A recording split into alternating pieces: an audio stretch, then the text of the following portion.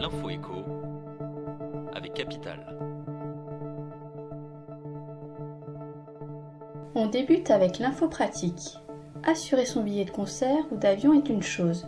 Être certain d'obtenir un remboursement en cas d'annulation en est une autre. C'est pourtant la promesse formulée par Mitch, le nouvel assureur issu de la fusion de Ticketmate et Mimat, spécialisés respectivement dans la couverture des billets de concert et de voyage. Les particuliers peuvent bénéficier des services de cet assureur en passant par exemple par la billetterie de la Fnac ou encore SeaTicket, ex-Digitic, avec à la clé une réponse en moins de 11 heures, un remboursement à hauteur de 70% du billet sous 48 heures, le tout sans aucun justificatif à fournir. Retrouvez les détails de l'offre sur notre site.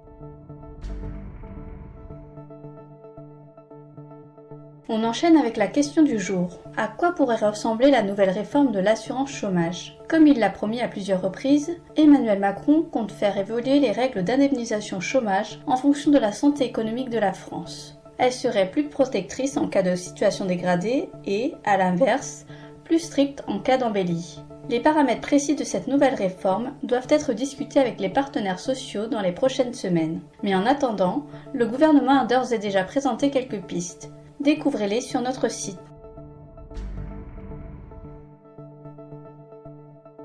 On poursuit avec le chiffre du jour, 3 milliards d'euros. C'est le niveau des excédents que dégagerait notre système de retraite en 2022, d'après le COR, le Conseil d'orientation des retraites. Cette embellie, liée en partie au bon chiffre de la croissance, pourrait cependant être de courte durée.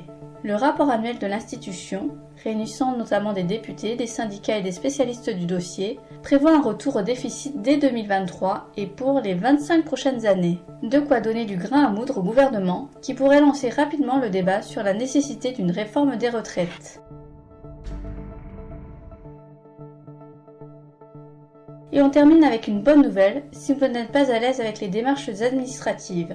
Elles pourraient disparaître d'ici quelques années. Le gouvernement va notamment tester, à partir de janvier 2023, le versement automatique des aides sociales dans une dizaine de territoires de l'Hexagone. Sont concernés le revenu de solidarité active, les aides personnalisées au logement et la prime d'activité. L'objectif premier est de lutter contre le non-recours aux aides sociales qui maintient des ménages dans la pauvreté alors qu'ils pourraient percevoir des prestations sociales. Les résultats sont attendus d'ici 2 ans avec une possible généralisation du système. C'était l'info écho avec Capital.